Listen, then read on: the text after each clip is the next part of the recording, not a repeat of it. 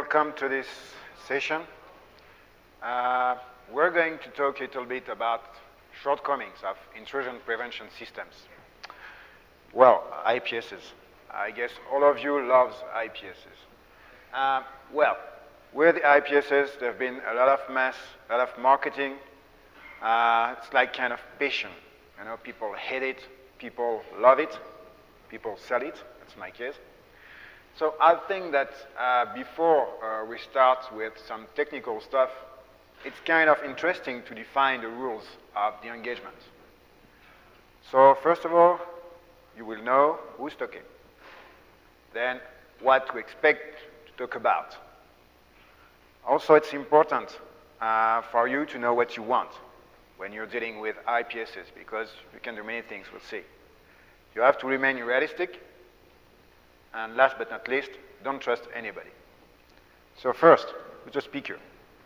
So my name is BIDOU. I'm a Radware employee. So Radware is an IPS vendor. And I'm an employee. It means I'm kind of lobotomized slave. But anyway, I've been involved in a lot of IPS testing for many reasons. Either for, well, you know, independent or so-called tests. I've been participating to some test labs for magazines, for partners. Of course, I have tested some IPSs from the competition. It's part of the competitive analysis. Where I worked with some research labs from telcos, universities, and whatever. So even if I'm not supposed to be maybe so neutral, I've got quite a good view of what can be done with IPSs. What are we going to talk about? Well, I'm going to focus on devices which are in line, and devices which purpose is to block traffic, malicious traffic. That's it. Okay, and I will try to remain in the real world. It means that the purpose of the game is to have an IPS on your network.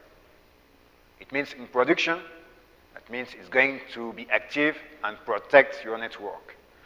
So any kind of bypass technique, any kind of attacks, etc., will be completely real.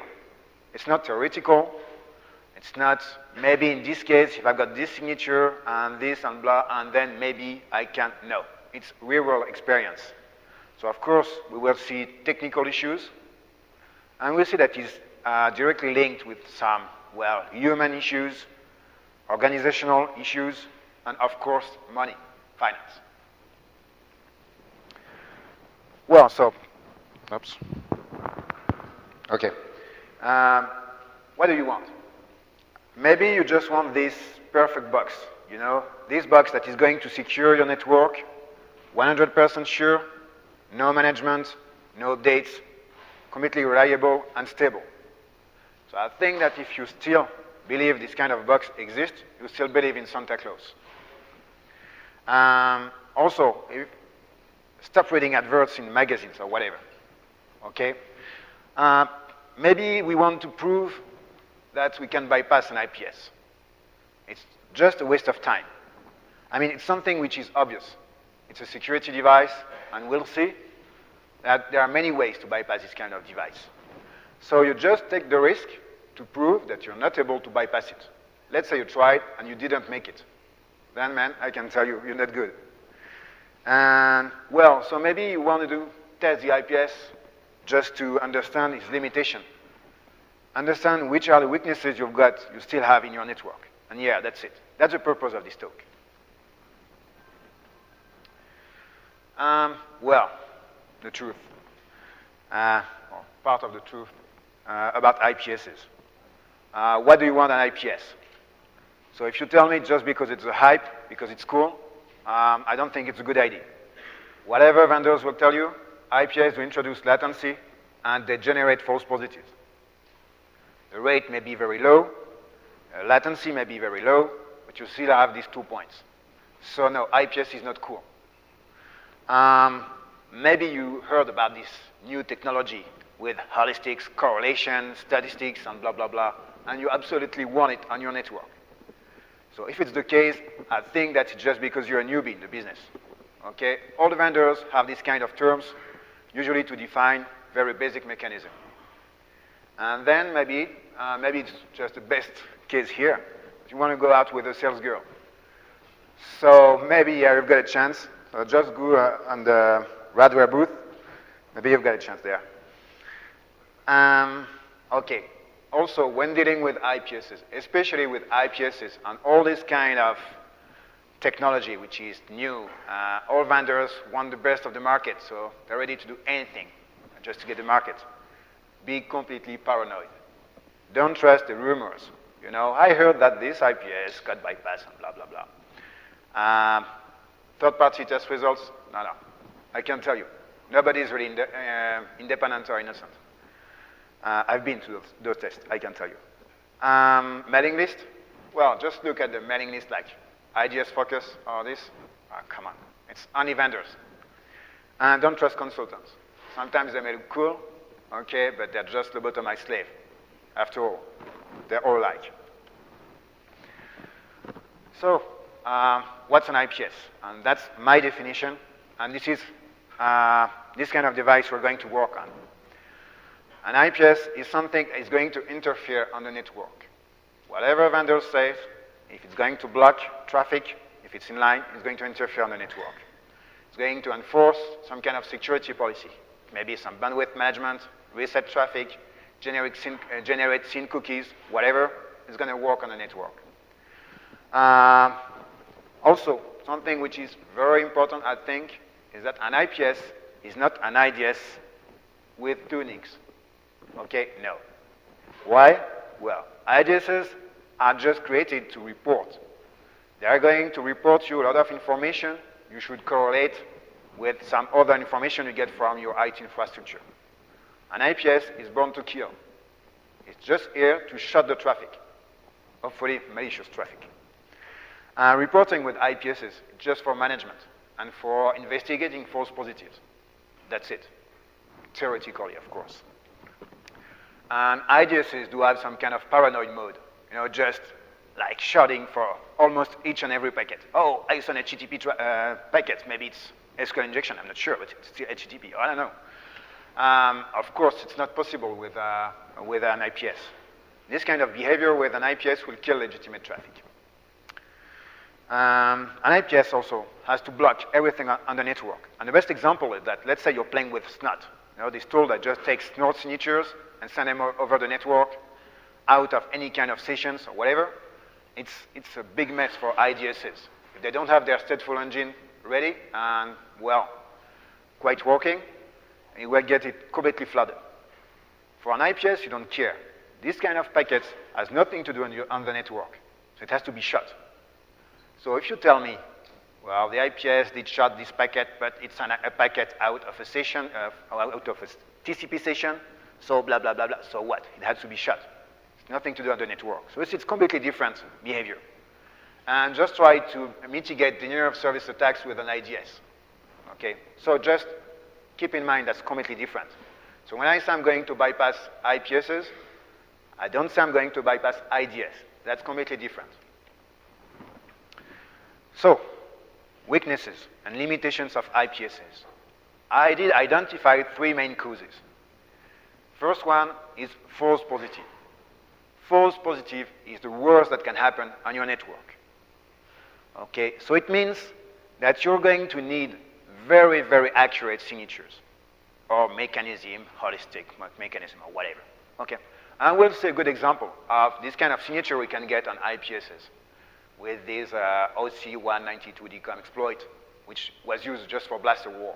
And we'll see that some signatures looks completely dumb, but at least you're sure we will not have any kind of false positive. Also, most of the time, vendors are going to tell you, I've got 4,000 signatures, 10,000 signatures, and as many as you want. But if you go and see all those products which are in line into production, because I told you I'm interested into the real world, then you'll see that's like 200 only that are activated, or recommended for blocking, which means that the other signatures definitely suck, okay, and generate false positive at high rate. So false positive, we'll see, is one of the main reasons why we'll get a lot of vulnerabilities and weaknesses into IPSs. Performance. So performance, here we've got problem with latency and jitter. And for this reason, IPSs will have to do some choices. We'll see a lot of performance versus security trade-off in favor of performance, of course. And last but not least, and maybe the most important at the end of the day, is the position of the CSO. Okay, this guy first wants to ensure security of his job. Okay, then in this case, packet loss is not recommended. Okay, when you start to lose packets from voice over IP, from your CRM, ERP, and all this stuff, it's not good. So I tell you, this is a very, very important point. So, big families of technical shortcomings. I did just divide it a little bit, the kind of weaknesses I could find. So you've got, first of all, what I call conceptual issues. It's just the fact that because an IPS is what he is, he's got weaknesses. You will see it. Sometimes there's nothing you can do. That's life. Signature issues. So that's very interesting tricks. We'll see about that. Kind of detection engine, all this. That's a lot of potential weaknesses. Hardware. Hardware is very important. We'll see how come sometimes you have to do some choices. You know they are not good, that's your only chance. And once again, this story about performance versus security trade-off. So let's start with a quite simple conceptual case. Just an example to show you what I think is conceptual weaknesses.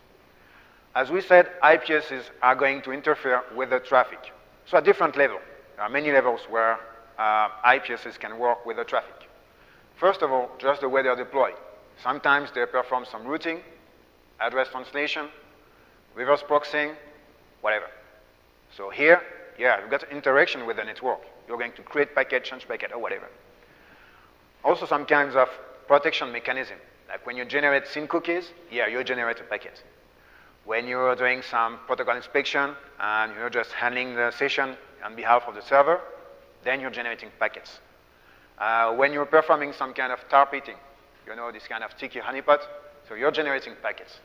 So you interfere with the traffic once again. And of course, when you react to intrusions, if you send resets, if you limit the bandwidth, or whatever, here you're going to interfere with the packet. So there are many ways, many ways to identify an IPS which is online. And just because it's working with the packets, creating new packets, we'll see that we can track changes during a session. We'll see that TTL is not consistent anymore. Maybe we've got some problems with the IP ID, the window size, some MAC addresses when we are working on a local network.